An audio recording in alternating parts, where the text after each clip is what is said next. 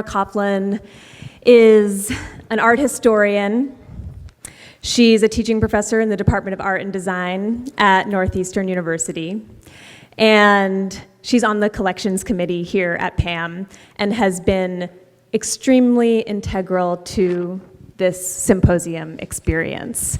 When we started, I didn't really know what I was doing, and she recognized that in such a beautiful, gentle way, and she said, "Let me come over, and let me look at those applications with you," and she showed me how a professional reads 160 applications, and I learned so much, and we had fun. And she really she really guided this process.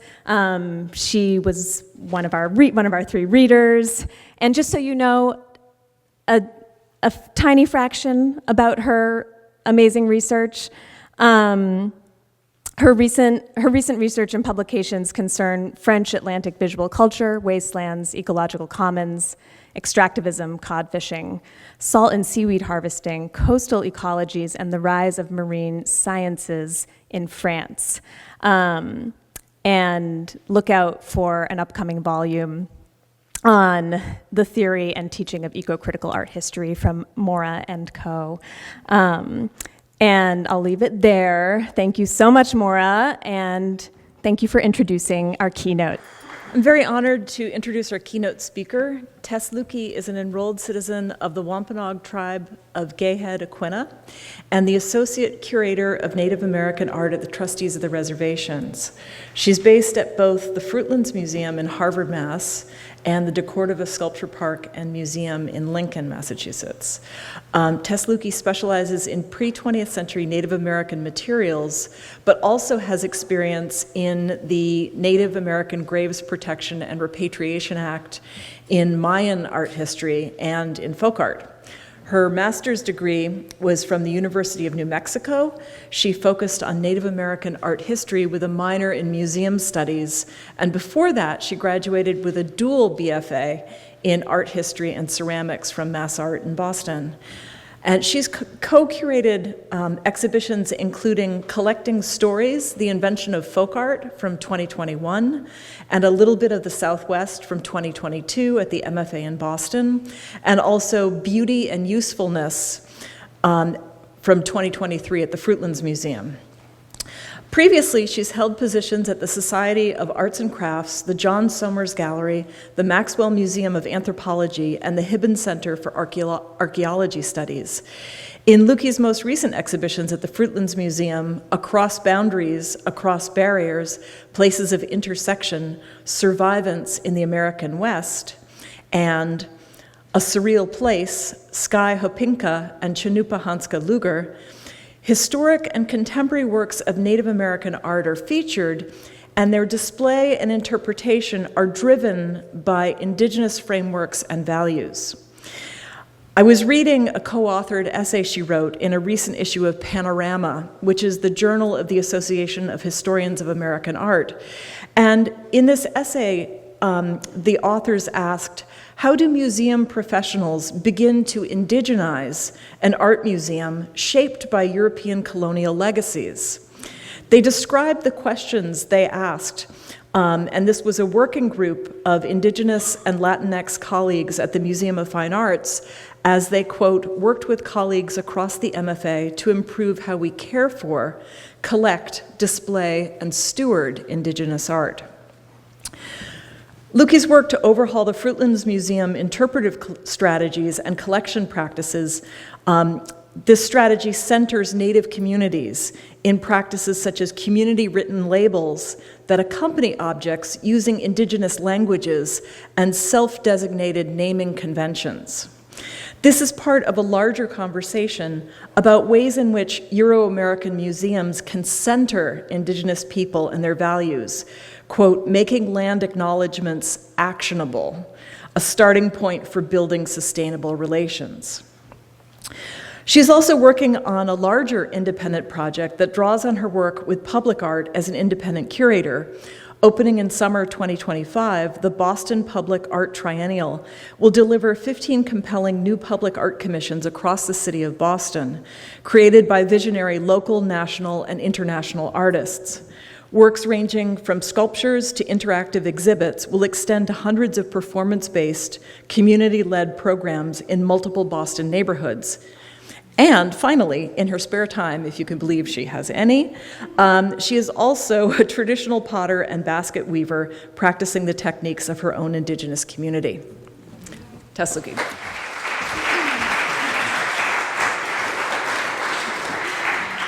Kunipiamu, wanikisak, natasuis Tess Lukey, nutoma sakwanlahanat. Welcome, and we're kind of in the afternoon actually, so I'll stay with good morning. My name's Tess Lukey. I'm Aquinnah Wampanoag and the Associate Curator of Native American Art at the Trustees of the Reservations. Katapatash Ruby for having me here, and Maura for the kind introduction to me and my work. Today I stand before you with deep respect and gratitude as we gather to embark on a journey of reflection, celebration, and connection. As an artist, art historian, and tribal community member, all of my work is done through building relationships with artists and tribal citizens, and being able to reflect that connection through art, exhibitions, public programs, collections research, and educational outreach. At the heart of my work has always been art and my people. Native American art carries profound significance as a form of cultural expression, resistance, and resilience. It's a testament to the enduring strength and vitality of Indigenous cultures in the face of adversity and marginalization. It's a means of reclaiming narratives, asserting sovereignty, and advocating for justice, a means of storytelling, memory keeping, and cultural transmission, carrying within its folds the stories of ancestors, the wisdoms of elders, and the dreams of future generations. You are your ancestors' wildest dreams.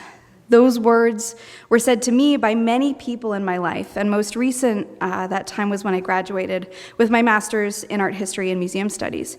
And I was looking at a future in museum curation that I was both afraid and delighted by.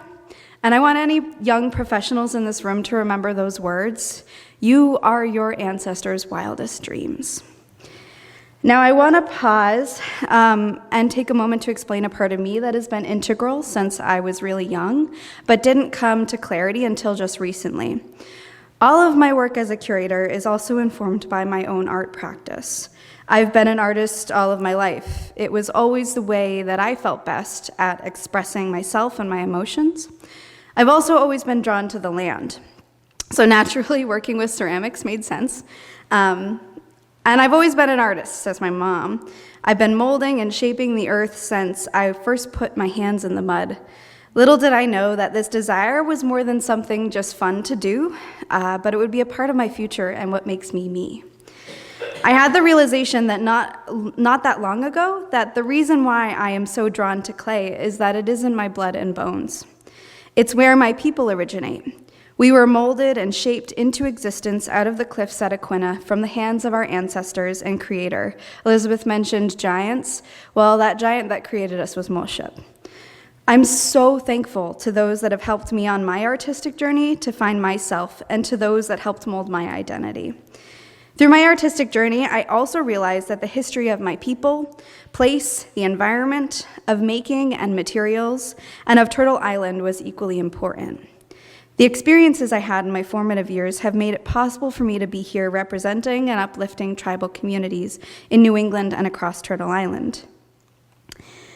And it's been a winding road to be in a place in my career where I feel stable and wanted and supported. I've worked for galleries, anthropology museums, art institutions, living history museums, and contemporary art museums. All have their pros and cons. And all of them, I learned things about what I want for my career and what I don't. I learned how to grow. I learned when I needed to heal and where I could do that. Through it all, my major focus has always been my family and friends, my community. You might wonder why a Native woman from a small rural town in the center of Massachusetts would be interested in working with institutions that have consistently in the past been a source of heartache and severely inequitable practices. So, Why museums? Well, for me, growing up away from my homelands and my people, and the only places I saw myself and art made by people with the same identity as mine was in museums. Those mausoleums of culture were my way of accessing parts of myself I barely knew, but wanted so badly to be a part of. Without places like the MFA Boston, I wouldn't have realized my passion for my people. Through the reclamation of my own narrative in places such as museums, I was able to celebrate my own nation's culture and work, even as a young college student, in a way that felt authentic and real, all the while knowing these institutions had a long way to go. With that growth mindset firmly in place, I realized I wanted to be a part of the change, to be a leader in the field of museum curation and exhibition interpretation. I wanted to be one of the voices telling our stories instead of those outside of our tribal circle. I wanted to have a hand in better representation for Native peoples across Turtle Island. That's why museums, because these places of knowledge help to shape me, and I want to be able to do the same for future generations of Native peoples in a way that actually honors our histories and our legacies. So all of my work in museums is guided by some particular questions and thought processes. How do museum professionals begin to indigenize an art museum shaped by European colonial legacies? What do we do with famous works of art by white artists that erase or stereotype Indigenous peoples? How can we amplify the voices of living Native artists throughout museums and on our landscapes as well across our communities? And how do we best collaborate with tribal communities and build scaffolding and institutions for meaningful, respectful community collaborations and community-led initiatives? I'm always concerned with making the very empty land acknowledgements that every institution does actionable and really create a starting point for building sustainable relationships. But as we all know, change moves at the speed of trust. So Maura mentioned I work at the MFA for a brief period. One of the large projects I was tasked with during my time at the MFA was being the lead curator for the planning, designing, and implementation of a permanent gallery space on the 3rd floor of the Americas Wing. The concept for the entire floor was to bring together the stories artists tell about the larger history of 20th century art in the Americas. The gallery I was tasked with is focused on the region of the Southwest, originally titled Placemaking. It's now known as a little bit of the Southwest. It started from an idea about expanding the canon of art history to include artists that were less well known but important to the overall narrative, essentially highlighting underrepresented voices and perspectives. This led me to think about when, where, why, and how of the art of the Southwest. Having lived in New Mexico for years in grad school, I experienced firsthand the complete difference in culture and yet the same kind of dependence on the land and how identity is tied to place that my people have always had. I thought a lot about the embodiment of a place through the objects we hold dear and the things we create. Instead of representing the historically non-Native dominant narrative of the Southwest, this gallery showcases the work of Native artists, dating from the 19th century to today, including works by well-known artists such as Awasira and Maria Martinez, while also acknowledging the artists once known who also appear in this space. The objects chosen for this gallery were very strategic. Upon initial creation of the object lists, the list was littered with non-Native artist representations of New Mexico in particular. And this was not something that I thought did justice to the works of the Native peoples, and as such, ultimately we ended up with a small collection of works representing some of the best examples of pieces produced only by Native hands. Part of this large project was also quite a bit of consultation and roundtables with community members, natives, non-natives, curators, designers, directors, and artists. This diverse group of people and perspectives was integral to the success of the gallery. It, however, wasn't all sunshine and rainbows. My colleagues and I started late in the game with consulting community members and unfortunately ran into some heated and angry conversations about the ideas we were trying to convey. I remember our first 2 meetings with them were times of high emotion and a lot of listening. I learned a lot about myself and my greater community and was reminded that museums are sites of trauma for many Natives, and instances of consultation and collaboration need to be handled with the utmost respect and humility. When I was planning the installation of this gallery, I was focused on how we could best translate the idea of placemaking through the installation of various artworks in a fairly small gallery space. At the center of the room, which you can see right over here, they're kind of the main focus of this space, and there are ceramics. For me, ceramics are literally and figuratively a place. Not only are these works central to Native life in the Southwest, but they are the embodiment of a place spiritually. They are living, breathing things. This is also why they're unbonneted, which means they don't have that plastic Lexan-like overcover. And this was a first for the MFA. It was something that I fought for in this gallery space. They're stacked on multi-level plinths that mimic the stepped architecture of the pueblos. Surrounding these works are images of the people who made them, the communities who call them home. While I was working at the MFA, I also had the pleasure of working on a number of other projects while a research associate there. And one of the more visible projects was one that moved beyond the museum's walls, which Elizabeth mentioned in her presentation. And it's probably my favorite, but I'm a little biased. Garden for Boston brought together two projects by local artist Iqua Holmes and Elizabeth James Perry, who you just heard from. Also, for full disclosure, she's my cousin. So again, like I said, I'm a little biased, but I digress. Together, they transformed the MFA's front lawn into blooming fields of sunflowers and corn, plants long associated with resilience and connections between people and the natural world. Holmes and James Perry designed the gardens and planted them with the help of volunteers and community gardeners from across Boston. Their installations are radical departures from the museum's imposing architecture and Dahlin's monumental appeal to the Great Spirit. Welcoming visitors, the gardens invite new focus on the history of the land the museum occupies. The project included 2 iterations of artist-designed billboards also near the gardens, and you'll see a picture of one of those on the next slide. I worked with both artists on the gardens, but more intimately, I served as the point person for James Perry's piece. Through this collaboration, I learned a great deal about navigating the different community spheres, both artist and museum, family and friend, equal and opposite. Raven Reshapes Boston is a reference to the Eastern Native story about the traditional knowledge keeper Raven. Raven brought corn to this region for Native women to grow and sustain their families. In the spirit of this being, the garden is meant to welcome, inspire, and provoke discussion.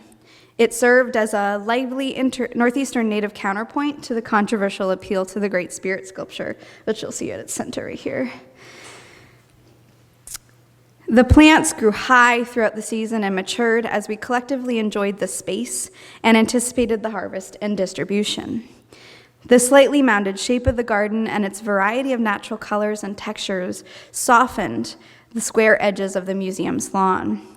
Broad-leafed corn, shorter fine sedge grasses, and cranberry bean plants all appeared in this garden. Outlined in the shape of a horseshoe crab and bordered with a white crushed quahog shell border, this planting is connected to Wampanoag coastal identities. It recalls rich sea harvests and coastal feasts, reminders of the shell middens, once ubiquitous in what is now a concrete cityscape. The garden is a reclamation of Boston as Indigenous land. It was a pleasure to work with Elizabeth on all aspects of the project, including planting, harvesting, and documenting all parts of the process. During this, I was also able to shepherd the acquisition of the first and only work by a Wampanoag artist for the collection in the process. That's changed now, but it was a wampum belt made in commemoration of the garden, which I showed on the previous slide. The relationships that were built, not only between Elizabeth and I, but between the museum and the artists, were invaluable. This was really a down and dirty, highly rewarding experience to work with family and friends. There were so many days that I came in looking nice and left covered in dirt. But it was so good to be a part of it. And it was really a community effort, and I want to emphasize that as you see in these pictures. We worked with a team of community members to build and plant the garden. The group that's on the right here are all Wampanoag community members, both from my community and from Mashpee as well, that really helped to build and reclaim the space, both in our physical presence, but in the presence of the garden. We also worked with an incredible team of garden community members, local gardens here in Boston, to help maintain that space. It was also about sharing the knowledge and importance of it with students and visitors who are learning and are impressionable. So you see the picture on the left is me giving a tour with a group of students from MassArt that were absolutely intrigued by the changing process of plants and how artful that is, and where we can go from that. And through this, I realized that I took water and the landscape of New England for granted. When I was in New Mexico, it was a very different space, landscape and energy-wise, and I took that for granted. I missed home when I was there quite a lot, and it wasn't until I came back and I started working on projects like this that I was like, it's something that I'm so thankful for, and I give thanks for every day. In my curatorial practice, I want to go beyond just a land acknowledgement and show true commitment to equal representation and a full commitment to Native communities. As much as those ideas clearly lend themselves to large changes, I think it also applies to small changes that make large impacts, some of which are shown on this slide. One of those projects is Translating American Stories. It was a one-of-a-kind initiative that recognizes the diversity of the city of Boston through language. Along with labels in 4 other languages, we included a label in Wampanoag, a native language to the region of Maine. There were reasons why the Wampanoag language was not included in this, which I won't go into because it is kind of protected and sensitive information. But Wampanoag is a really important language among Eastern Native communities and is a sister language to ours, in fact. And this was a first of its kind for the museum to include this language in its galleries.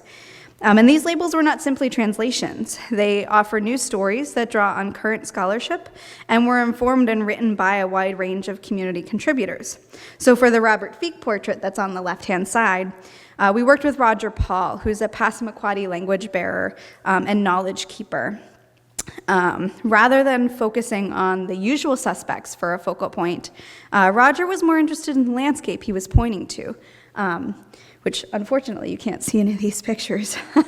As Native community members, we both grew up on the coastline, and we shared stories of the landscape and where the earth meets the sea. Sharing stories and experiences led to a collaboration on the label that I will never forget. Roger had told us that without my collaboration, he would never come back to the MFA again, and that sharing our experiences, both about the museum and as coastal Native kids, made sharing his language and knowledge more meaningful. They also now have QR codes up that you can scan and hear him speak the label and hear him speak Wabanaki, which for me is also another really important thing. The next slide, a significant part of trust building is following the federal mandate that is NAGPRA, or the Native American Graves Repatriation and Protection Act. I said that wrong. Protection and Repatriation Act. This law states that we're obligated to identify and return Native American human remains, funerary items, and objects of cultural patrimony, much of which was started when I was in my infancy. I had been working in the field of NAGPRA for a while at that point. During graduate school, my fellowship as a collections assistant at the Hibben Center for Archaeology and the Maxwell Museum of Anthropology, I worked to label, digitize, and reorganize a collection of pre-contact archaeological ceramic materials from the Mimbres Foundation collection, and that included NAGPRA compliance and consultation. I continued to work both at the MFA and now with the trustees on similar projects.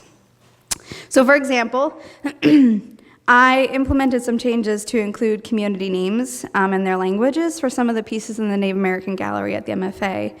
Now, while this doesn't necessarily mean a lot to visitors, it makes strides to represent communities the way that they choose to, rather than to impose an outside narrative on them. Along with these label changes, I was adamant on the removal of something rather than the addition. Having worked extensively for a year or so on Mimbres material, I was disheartened to see it was still on display in the galleries when I started my position at the MFA. In an effort to respect the sacred context and role of these objects, I had them removed. What is different about this removal, though, was that it is noticeable. The mounts have been left empty, the labels left in place. What appears there now is an extended label explaining the importance of compliance with NAGPRA and the even more important moral obligation to remove the works. This change is not silent. It rings through the space as a visual representation of a commitment to community, something I have always and will always stand for. That being said, for me and many other tribal citizens, it's not just about following this mandate. It's so much more. If we're invested in building relationships with contemporary communities, it's not just about the law, but about a moral obligation to treat Native communities and their items with care. NAGPRA, it's a complex series of steps that many of you may already have some ideas about, but it's all hands on deck to get it done. And it's important to return these belongings to the communities that they have been separated from for so long. And I'm happy to say that with the trustees, this coming year ahead will be a good one, as I am going to get some works returned if I have anything to say about it. And I do. And not just belongings from far-flung communities and tribes, those from my own community and others that will be going home. It really is going to be setting a precedent for the trustees, and I am so happy to set it. Finally, in a space that was prominently featuring early 19th century portraits of George Washington, visitors now encounter a case of objects that seeks to bring New England Native communities into the story about images of leadership and diplomatic power. The text panel, Symbols of Power, Objects of Exchange, explains how artists within Native communities, like their European counterparts, created objects that represent status. Elizabeth mentioned that star medallion that's actually in the collection of the MFA now. A decorated war club and a presentation sword, for example, were both intended to proclaim the authority of their owners. Such comparisons begin to shift narratives about early northeastern America, too often categorized as an empty wilderness before Europeans arrived. A wampum belt by Elizabeth James Perry also made this installation especially important because it was the MFA's first acquisition of a work by a living artist from a local Native community in Massachusetts. This is something I take pride in, the fact that I was the lead and spearhead for this acquisition. I've since been back after my time there, and there's even more Native art included in many of the gallery spaces alongside their usual works. Now, when I left the MFA, I needed a change of pace. The grant which was funding my position was ending, and I hadn't been offered a full-time position that would keep me at the institution, so it was time for me to move on. And I'll be honest, it was not easy. When I was young, I called that place my museum. I probably still will, but, a little more complicated now. Museums, specifically art museums, have always been my home. So that's how I ended up at OSV. Old Sturbridge Village is the largest outdoor history museum in the Northeast, depicting a rural New England town of the 1830s, situated on more than 200 acres of land. It's a place that allowed me to work with art and history in a whole different format. It was a way for me to get back to the thing that I always love, the land. And I thought I would throw a couple pictures of me on here from my time working there. I love this picture. That's farmer plopped a little lamb in my hands, and it was such a good day. As a living history site dedicated to 19th century rural New England, gardens and their produce provide an invaluable tool to engage and educate their guests. My position managed the daily operation of the program, plants and exhibits related to the two gardens located in the countryside. If any of you have ever been out there, Freeman Farm. That's where I was located. It also included working collaboratively across departments to plan curriculum that was presented to visitors, Old Sturbridge Academy students, and camp children, including supporting the Garden Time program and historical foodways through engagement, research, and education. Now, while that's professionally worded, I also did a lot more than that. I spent my days with my hands in the dirt, tending to a living collection that required tender love and care. It was so refreshing to work with the land, to renew the soil, to create life from seemingly nothing, and to share my love of the places of my life and of people.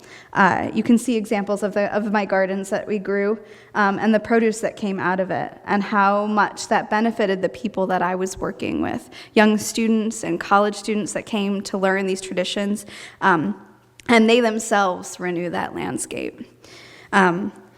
In these pictures, I was able to do demonstrations in my regalia, proudly showing my heritage and my people, which is the part of the conversation that's missing from Sturbridge, which I was so excited to bring to my visitors and to the people working there as well. I was getting to share my stories and my knowledge and truly expand their knowledge of Native presence in New England in the mid-19th century. The picture that's on the left here, you can see me in regalia. I'm teaching about mapling traditions. So it was cold, and I was standing by a fire, getting sap out of wonderful sugar maple trees and teaching about wikapahik, sweet soup, as the Wampanoag call it.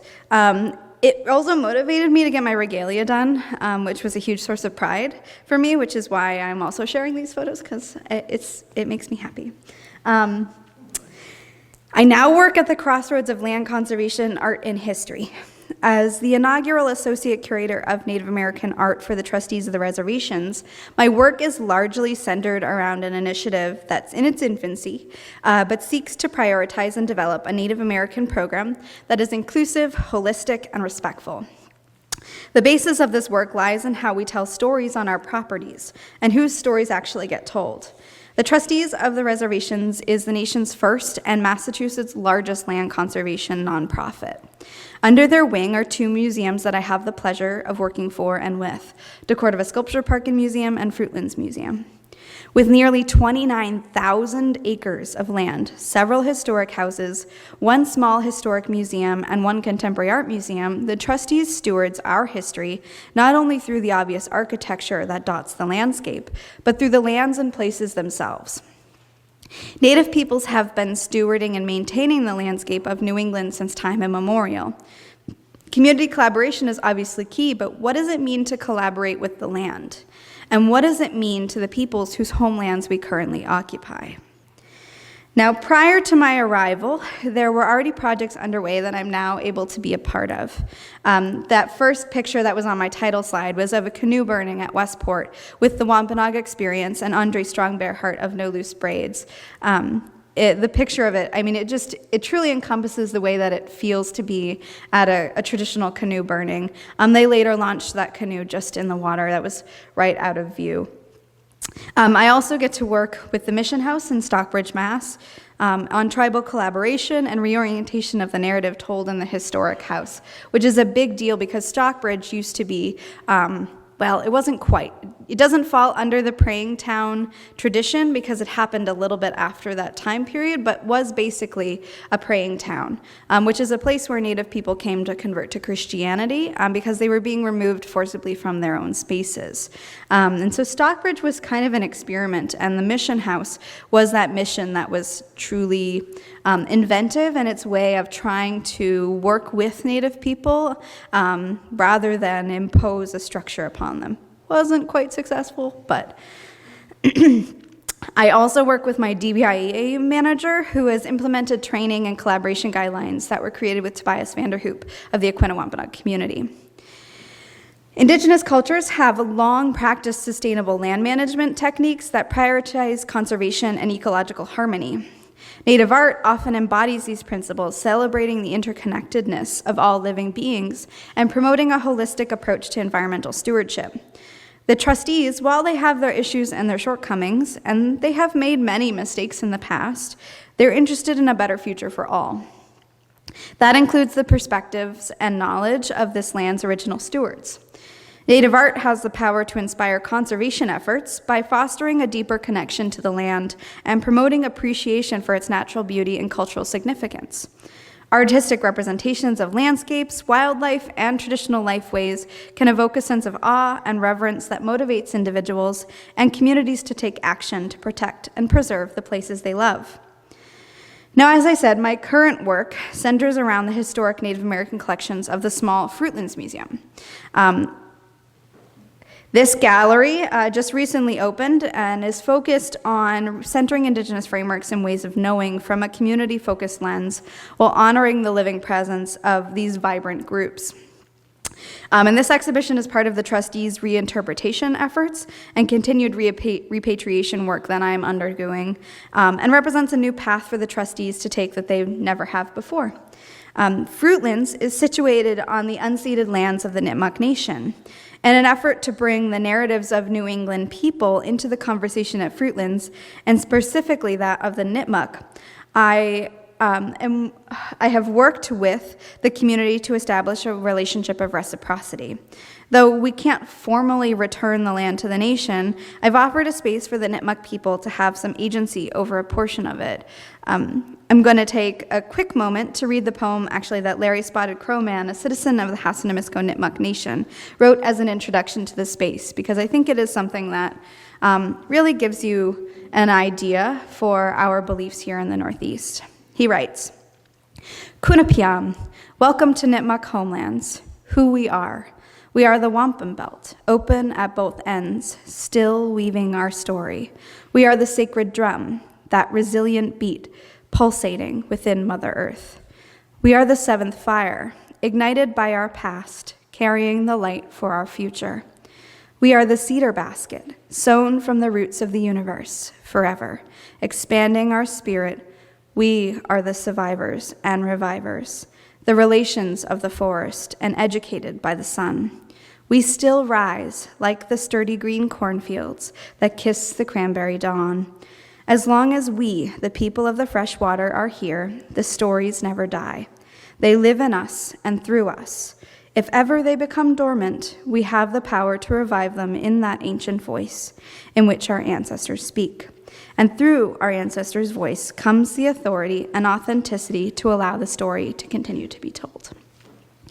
Now, a major goal of this exhibition and larger initiative is to build relationships and collaborate with nations in meaningful ways that help to facilitate a reciprocal relationship of knowledge sharing.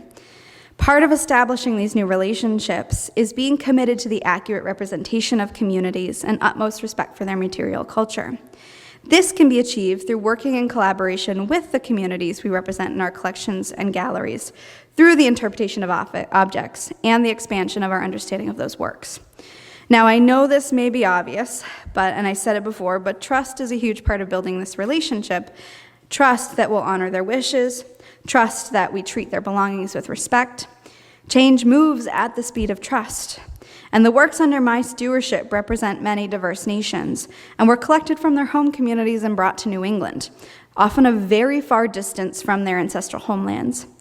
Though these belongings are not physically present in their home communities anymore, it's important to continue to build their relationships with their ancestral tribal communities through mutual visitation. In this case, and in all cases going forward when collaborating with tribal communities, the trustees is not the experts. Our tribal family is. Now, I'm going to take a little bit of time to walk you through this exhibition, and I want to start here with the title wall. All of the work that's in this space is meant to indigenize it, not decolonize it. I really want to emphasize the fact that it's really hard to decolonize something that is inherently colonial without completely dismantling it. Indigenizing this space, we're working with the structure that's been built to subvert those narratives and put new ones in their place, continuing to build that scaffold as we're going up. So we start here with that really important foundation for me, and that's stone and water. So this title sequence, I guess you could call it, you'll notice that there's almost like, it looks like a river, right? And there's rivers here. Well, this is actually the main river that goes through Nipmuc homelands. And so again, we're starting with that place. We're starting with those interconnected waterways, those ways that we connect from community to community. Those ways that we tell stories, we share knowledge, those ways that we can be together. It's also underpinned by these beautiful stone points.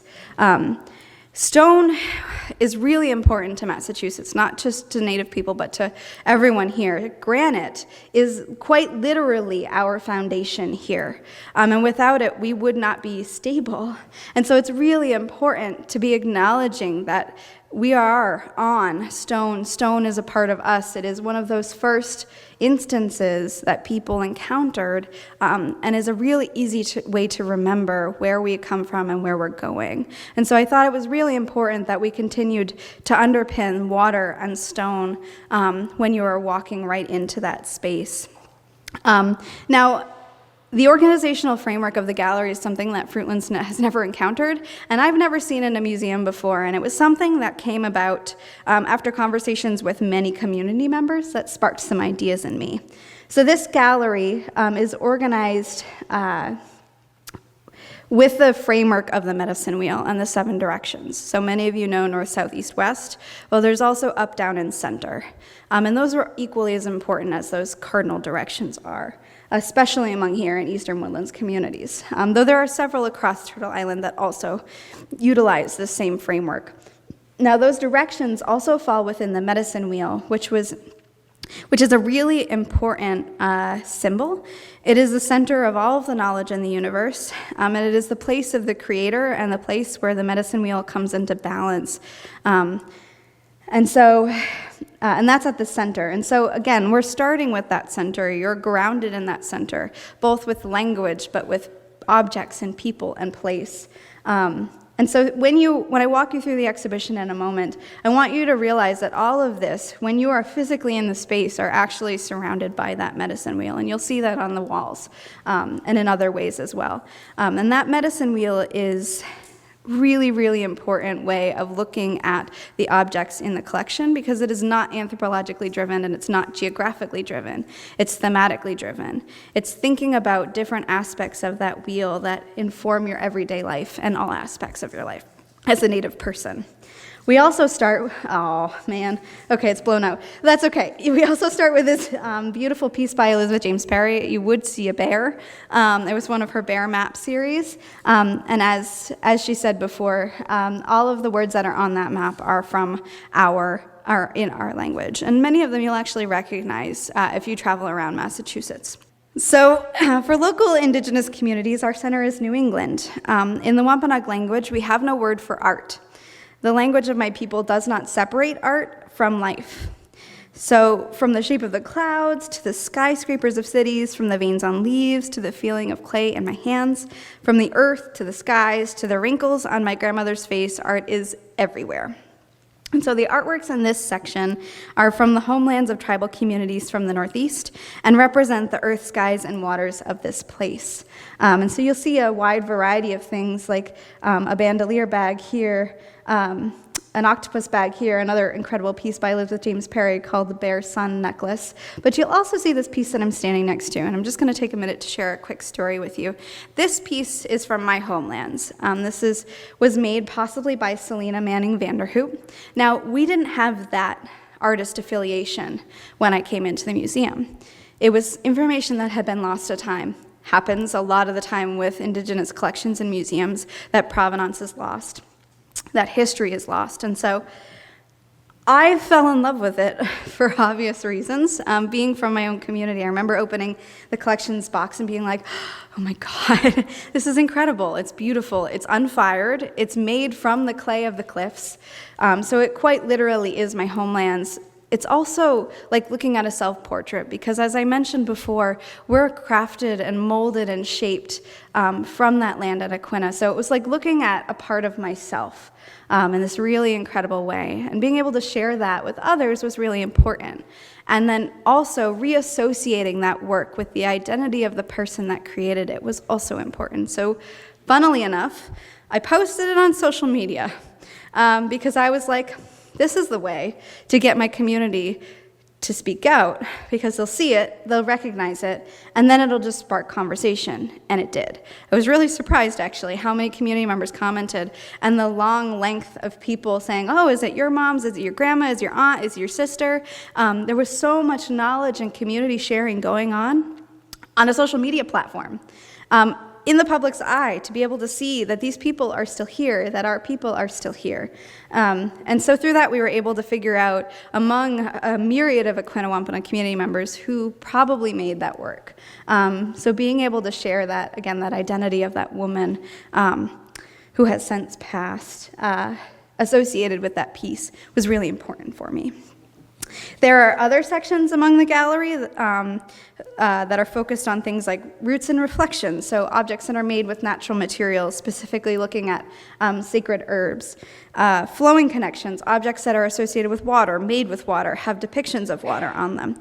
Radiant traditions, those that are made from mineral materials or materials that have been affected by the sun or by heat or by the intense building of land and stone in our environment. And then cycles of renewal, which you can kind of see in the background. I'm so bad at this. You can see in the background of this slide here, which is focused on different aspects of your life from birth to afterlife, and the way that we identify ourselves through those objects. Now, I mentioned also, here's another little beautiful piece. I want to actually call out this feast bowl because this feast bowl makes me want to hug it every time I walk into the gallery. And I think it evokes that feeling of wanting to be with community because eating and feasting is so important. And so it needs those people to respond to. Because I walk into the gallery every morning and I say hi to all the objects because, again, really important to me to ground in our belief systems. And I haven't hugged it, I promise, but I want to. Now, I also want to talk about the community labels that are in this exhibition. They were more than just working together and being extractive ideas. It was about bringing modern voices and modern nations into this space. And so I worked with a whole bunch of community members, put out a call for responses to some questions. And so throughout this exhibition, you'll see distinct labels that are written by preeminent Native scholars, community members, writers, artists, art historians, culture bearers, and culture sharers. And so throughout these labels, I hope to kind of actively infuse a range of voices and fresh perspectives among historic collections. Again, bringing that collection, which is so historic and not contemporary or modern in any way, back into today, bringing that story along that timeline, and share that with visitors. Another really important part of that was having medicine offerings available in the gallery. This was something that I had seen done in another exhibition that was successful and not in some ways, but I thought was a really key point to include in a lot of spaces because many of these objects are living, breathing objects. They are like humans. They have souls. And so they needed to be treated the same way you would treat your elders, the same way that you would treat your family members, with utmost respect, but also care. And many of these need to continue to be fed. One of those ways to feed them is through traditional medicines. And so for Native audiences, I provide that for them. There's a basket in the gallery that you can see down here to be able to deposit them. They can also leave them on the cases and around the objects as well, to make sure that they're being taken care of in a way that respects the cultures of these people. There's also, now as I mentioned, many of the objects we have in our collection are not mandated by NAGPRA per se, but they're still significant to the communities they come from. And so allowing access to these collections for nations is a way of being able to connect with their heritage that is located in museums often far away from their original homelands. The study room that you'll see on the right-hand side is one of those spaces whose function both encompasses this work and educational purposes, not behind closed doors. And so those spaces are really important to have alongside these galleries to continue education and research and collaboration work among communities, and be able to share that. It's also a way of prioritizing year-round community access and educational opportunities, and to care for the Native collection and signal the trustees' commitment to bringing those fresh voices and perspectives and access into this space.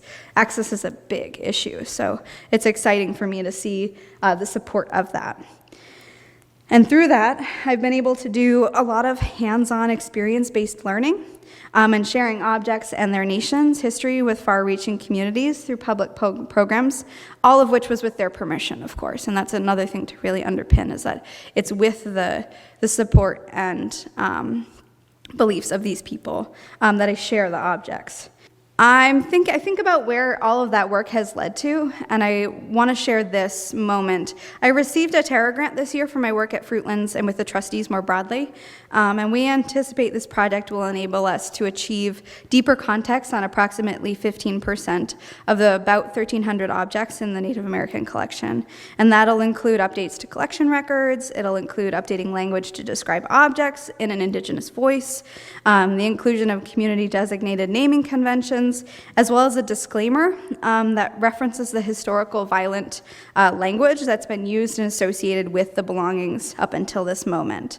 And part of this is I'm traveling to tribal nations, museums, galleries, culture centers, and landscapes across the U.S. I was recently in New Mexico and was invited out to San Ildefonso Pueblo, but I want to share this recent experience I had with a visiting tribal member to Fruitlands that continues to really shape the world around that museum space. Though it was a short interaction, I realized what time, space, and little change of perspective can do to transform minds. So I recently had the opportunity to host 2 citizens of the San Ildefonso Pueblo to my museum to visit one specific piece of the collection. And it's a statue. It's the one that's on the left-hand side and on the right-hand side. So this guy right here. It's called, I think it's called the Dreamer. It's a terrible, terrible name. For those that have been to Fruitlands Museum, you know that there are 2 stereotypical Native statues standing on the grounds. One of those works represents the likeness of another Native artist, Louis Wopin Gonzalez. The visitors I was hosting there were his son and grandson. Not only were they excited, but they were overwhelmed with emotion at seeing their family again. The son of Wopin, Ed, hadn't seen his dad in about 30 years, and he told me it was like having him here with us. He walked up to his dad, and you can see there's the leg kind of hanging over the side of that stone. He walked up and he put his hand on his foot and he said, "Hi, Dad." And it just tugs at my heartstrings. This moment also brought my mind a lot of clarity because while my work has always been centered around community, it was never quite like this afternoon. I remember leaving the property that day and saying out loud that this is what I want to do with my life every single day. I want to support, uplift, and share the experiences and memories of our nations and our people from the individual to the collective, and to make meaningful impact on the lives of those we hold dear. Ed Wopin's son left that day to return to his homelands, having seen and spent time with his dad in ways none of us ever expected. And this unexpected moment really shapes me and the work that I do until the end of time. And so recently I headed out back to New Mexico. I was invited back to the Pueblo by Wopin's family. I got to go out to their family house. I have to tell you, driving to a reservation is very different than going out to like Aquinnah on Martha's Vineyard in the Southwest. It was a little dirt road, and my little rental car was kind of shaking, and I wasn't quite ready for what I was experiencing, but I was so excited. We turned down his road. Across the street is Maria Martinez's family, and Wopin's family. We're driving down their driveway, and the res dogs are running on either side of our car, and there he is standing with his wife, waving and happy to meet us. We ate peaches from his family orchard that were planted by his dad many years ago. And really seeing other artists in his family, whom I idolize as a potter, I mean, you can imagine how emotional both it was for him and for me. And so you'll see pictures of some of the articles and photos he shared with me in his home of his dad and the histories and the stories of his people. And so then I wonder what's next. When I first started my job with the trustees, I didn't realize that I would find my career in the process. I just recently passed my 2-year work anniversary with them, and I often find myself asking of myself, what does it mean to work in a land conservation organization as a museum professional?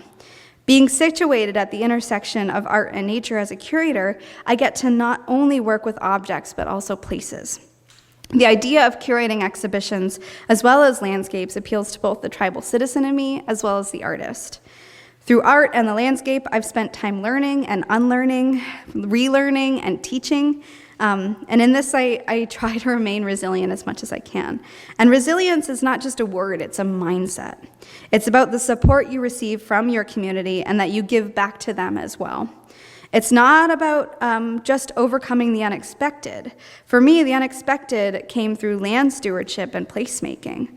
And because placemaking is a participatory process that shapes public space to harness the ideas and assets of people who use it, it was important to continue to include Indigenous people in that. And Indigenous placemaking is aimed at restoring Indigenous spaces and our presence through art and design that's created and produced and driven by Indigenous communities and underpinned by Indigenous knowledge. So to integrate that mindset into a colonial institution in a way that indigenizes these spaces is no small feat. It is through embracing the challenges of new situations, though, like outdated collections practices and naming conventions, we grow and change in ways that support our people and open up opportunities for a better future. Now, while museums have the ability to make change, I also want to take these initiatives beyond the museum walls, into the public spaces of our daily lives. I do this currently through my work in public art. Public art plays a crucial role in enriching communities, fostering dialogue, and shaping the cultural identity of a place, transforming public spaces into vibrant cultural landscapes that reflect the unique history, heritage, and values of a community. It creates landmarks and focal points that serve as symbols of local pride and collective memory. Public art is also accessible to everyone, regardless of socioeconomic status or background. It breaks down barriers to participation in the arts by bringing art out of traditional gallery spaces and into the everyday lives of people, enriching their experiences and expanding their horizons. Public art featuring Native artwork provides an opportunity for Indigenous voices and perspectives to be represented and celebrated in public spaces. It offers visibility to Indigenous artists and their communities, contributing to a more inclusive and diverse cultural landscape. And by involving local Indigenous communities in the planning and creation of public artworks, these projects can promote cultural pride, collaboration, and dialogue. Indigenous artworks are deeply connected to the land and the environment, reflecting Indigenous perspectives on stewardship, connection, and sovereignty. And so my work with the Boston Public Art Triennial in the coming year is intended to not only provide a platform for Native artists to express their identity in Boston, a place really devoid of our presence for too long, it opens up a space for meaningful collaboration. Like everything that I do, and that you all should be doing as well, community engagement should not be an afterthought, but rather the beginning. And so the exchange was developed in collaboration with my artistic director, Pedro Alonso, with support from a curatorial advisory group, and it's intended to produce captivating works of public art that reveal aspects of the city's unique urban fabric through collaboration and exchange of ideas between artists and Boston-based experts. An expert is a very broad term in this sense, because I think about it in a way that is like the grandmother in Roxbury that knows everyone's family, knows what they're doing, the same way that it was for me when I grew up in a small town. Everyone knew everyone's business, you know? And so it was like that. It's her knowledge, her expertise in that community and those people, alongside those incredible researchers at MIT doing works in addiction or in shared humanity. It's really about putting those people in conversation with the artists to create works that are impactful to the communities they're actually within. Not just plopping artwork in a community and hoping someone's gonna like it, but rather relying on that community to be an active participant in the creation of it. And so I just want to highlight, here you go, some examples of the cities of experts with organizations like Haley House and Fresh Truck that are bringing, Fresh Truck's bringing food to urban food deserts, fresh produce and things like that to parts of the city that don't have access to it. So I want to highlight 4 of the artists that are going to be a part of this that are Indigenous themselves. One is New Red Order, which is actually a group of 3 guys that work in a very humorous and satirical way, but also really touch on some tough issues. Nicholas Galanin, who's from the Northwest Coast, who does a lot of land back movement works, and his piece are really going to be looking at cultural reconstruction and bastardization of Native ideas through colonial lens. And then Chinupa Hanska Lugar, He's going to be creating a piece that's about the bison, which is so integral to his own community from the Midwest. And then, of course, Adela Goldbard, who is an incredible Mexican artist who works in pyrotechnics. And I am not going to go in depth about that one because that one is my favorite project and is definitely going to be a surprise for the city of Boston. Let's just say that.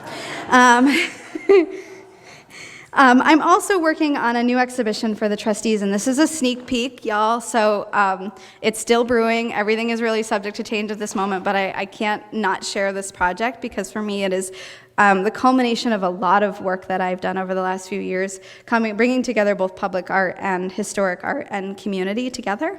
It's grounded in the concept of placemaking, and it's titled "The Land Tells Our Stories." And the works in this exhibition will focus on transforming our outdoor public spaces to reflect the connections between artists, communities, and the places that define us. Placemaking is based in the process of more deeply connecting people to our places and to each other. It's fluid, it's organic, it's storied, it's culture-led, and community-fed. And when expressed through art, this concept of placemaking takes on even greater meaning. This practice is embedded in the narratives of BIPOC people and nations and underrepresented communities that draw on our cultural ties and narratives to place. And placemaking really represents a way of reinventing systems of inclusion and new consciousness of ways we can make change. And through art and connections with the land, we also build the capacity for better place keeping, the preservation of the land's people, purpose, and meaning. And so The Land Tells Our Story will expand on the ideas presented by our commissioning program, Art in the Landscape, at deCordova, which features site-specific commissions designed to help tell the story of our treasured places across Massachusetts and tie together threads of art, nature, and community and history. In a time of social change and equity, as well as increased awareness of our influence on this planet, it's only fitting that our next iteration of Art in the Landscape be focused on land as collaborator. And so it will consist of 4 to 6 commissioned outdoor installations set across several trustees' properties, of which you can see some pictures here of them. It will bring together, I believe, 4 different groups of properties to work cross-regionally, utilizing several trustees' sites on the central and eastern side of the state. It is BIPOC-driven and regionally specific, so only looking at New England-based artists. And as mentioned before, all these works will be site-specific and involve collaboration with the land. And this really shifts away from traditional geographic boundaries and barriers as defined by state lines, and focuses on relationships to specific sites and local communities. And so the installations will be set at a variety of sites, including at least 1 indoor space at the seasonal gallery at Fruitlands, and it will allow visitors to travel across trustees' sites and deepen connections to places both familiar and new. And I just want to point out one of them, my very favorite one up here, which is Halibut Point, which is up in Gloucester area. And if you ever have the chance to go there, it is incredible. It's an old quarry, but the coastline there is absolutely unreal and has this incredible, vibrant energy. And for me, really underpins my connection with water and land and place as an Indigenous person here in New England. I also want to take a minute just to highlight some of the artists that I'm looking forward to working with. These are 3 of a possible 5 or 6 that I'm currently speaking with about the exhibition. And so I just want to give you a glimpse into the artists that I'm working with and their practice. And so on the left is Pamela Moulton. She's Franco-American. We have May Babcock at the center, who is Chinese-American, and then Ella Mahoney, who is from my home community. Ella Mahoney is a member of the Wampanoag tribe of Aquinnah, and she's an emerging artist, illustrator, and teacher. She primarily works in oil, acrylic, and most recently silk painting, and her work is based on storytelling and draws inspiration from creation stories and narratives of her personal experience of indigeneity through the lenses of love and relationship to the land.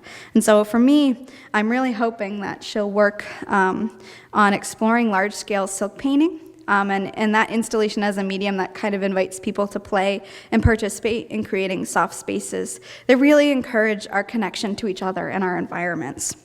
The next artist is Pamela Moulton, who is a Franco-American multidisciplinary environmental artist who's rooted in world building and collaboration.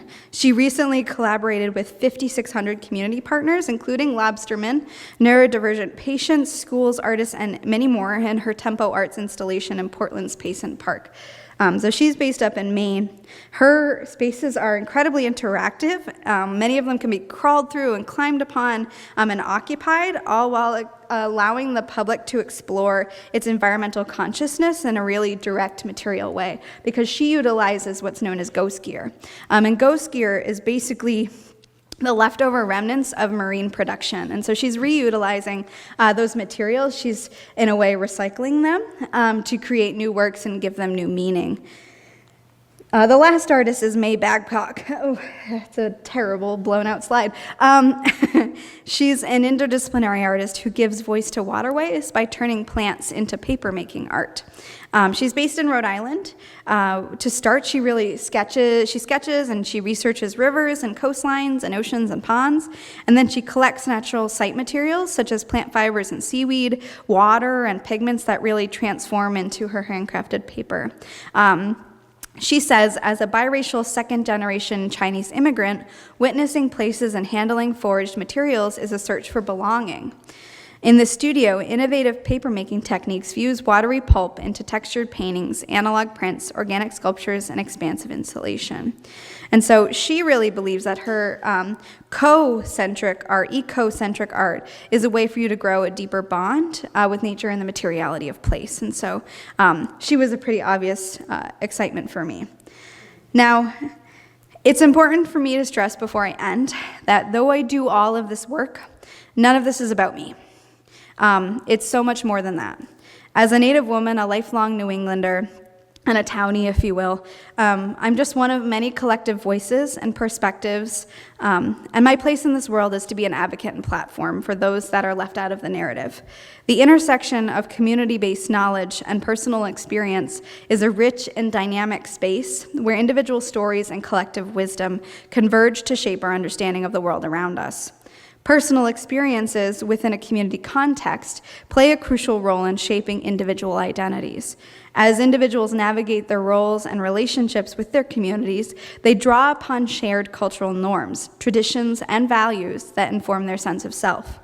At the same time, personal experiences such as family upbringing, educational background, and life events contribute to the development of unique identities that reflect both individuality and belonging within the larger community context. I'm one piece of a very large puzzle being collectively built and rebuilt each day. So today, as we gather to celebrate the land, curatorial vision, and the future, we must also reckon with the complex legacies of colonialism, dispossession, and erasure that have shaped Indigenous experiences on this continent. We must confront the ongoing struggles for land rights, cultural preservation, and environmental justice that continue to define Indigenous realities in the 21st century. However, amidst these challenges, there's also hope. Hope in the power of art to heal, to inspire, and to transform. As we engage with the works of Indigenous artists and activists, elders and youth, culture bearers and culture shapers, we are invited to listen, to learn, and to honor the diverse voices and perspectives that shape our collective understanding of the world. In the words of Indigenous scholar and activist Winona LaDuke, I do not believe that time is linear. Instead, I've come to believe that time is in cycles, and that the future is part of our past, and the past is a part of our future. Always, however, we are in new cycles. The cycles omit some pieces and collect other pieces of our stories and our lives. That is why we keep the names, and that is why we keep the words, to understand our relationship to the whole and our role in the path of life. Today, let us listen to those stories and remember our names. Let us honor the land, the art, and the peoples who call it home. And let us commit ourselves to building a more just, equitable, and inclusive world where the voices of Indigenous peoples are heard, respected, and celebrated. Kataptash, thank you. Thank you so much for that. That was wonderful. I wrote my question down because I'm nervous when I get a microphone. A set of different interpretation strategies demands the posing of different questions for an institution like a museum. Different frameworks of interpretation demand different display mechanisms, as you already showed, but also different labor organization, funding, and financial practices, and altogether a different role of the museum. I just wanted to hear more from you about this, like what does this new museum look like for you and maybe for others in your community? I was thinking a lot recently about when and with what language a lot of museums decide to release or not release statements for particular political struggles, when they decide to step in or stay out. And so when the museum is resignified to not only be a repository of discrete objects, but of living and breathing objects, how does its field of operation expand, and which new responsibilities fall under this new role of the museum? Absolutely, those are some intense questions. I think the thing is, for me, for museums, they can serve a really interesting purpose for Native peoples when they're run by Native peoples, when they're working with Native peoples. For instance, the Tamaqua Museum down in Rhode Island is something that is unlike any other place I've ever been in, because it's owned and run by Native peoples for Native peoples. And so it tells the history and story of Narragansett people in a way that no other space does, the same way that Aquinnah Cultural Center does that as well. And so you'll notice a difference when you walk into a space like Fruitlands, which I've worked very hard to indigenize, and a place that is indigenous itself. And so it will always be separate. It won't always be the same. I don't think that I can ever get Fruitlands to be a Native museum. I think I can work my butt off to try and make it a space that we feel welcome and that respects and honors Native people, but I think there does need to be a difference and an understanding that there's a difference between those spaces. And so I think the future of museums is one that's really complex and one that is really complicated in its role and how it plays a part in Native life and culture and BIPOC people's lives and culture. And so I don't know that there is a place for what we know as a museum in the future, but I hope there will be something that is just as resilient and supportive for Native peoples as it has been for many other cultures. Any other questions or question? Okay. Thanks for all the work you're doing. It's wonderful. I have a question. You mentioned indigenizing versus or rather than decolonizing. And I'm wondering if there's something relational to that versus acquisition, which you made this first acquisition of the Wampanoag belt at the MFA, it was amazing, versus or with deacquisition, and if deacquisition is happening with works that you mentioned are racist or problematic, or if it's not happening. So one of the things that I, as a curator, I run into is wanting to send everything home, wanting to return as much as I possibly can. But as I said in my presentation, museums were the place that I saw myself, and without it, I don't think I would be where I am. I don't know that I'd be in museums. I know I'd be in art. I could tell you that much. I'd be in art, but I don't know that I'd be a curator. And so I don't entirely want to wipe out Native presence in museums. I think it's important that we have a place. We do have a place. We have an active role in the creation of those spaces. And so I want to send everything home, but I also want there to be something there. Because I want our history and our story to be told by us, for the public to learn, to know, to engage with, in the same way that we do with many other cultures in those spaces. And so that, for me, is a way to indigenize and not decolonize. That being said, there are works that, when we were looking at certain acquisitions, when I was working for the MFA, we were working with a collector, and I said to the department, we could get these objects from him and then return them.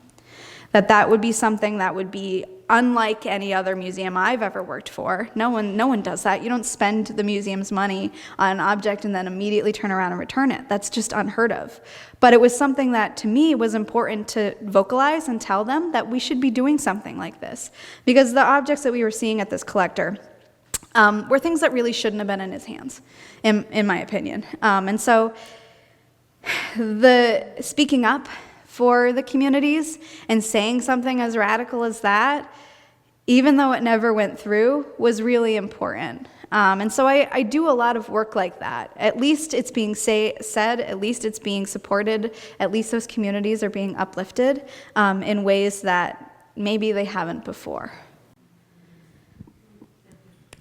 Beautiful. Thank you so much, Tess Lukey.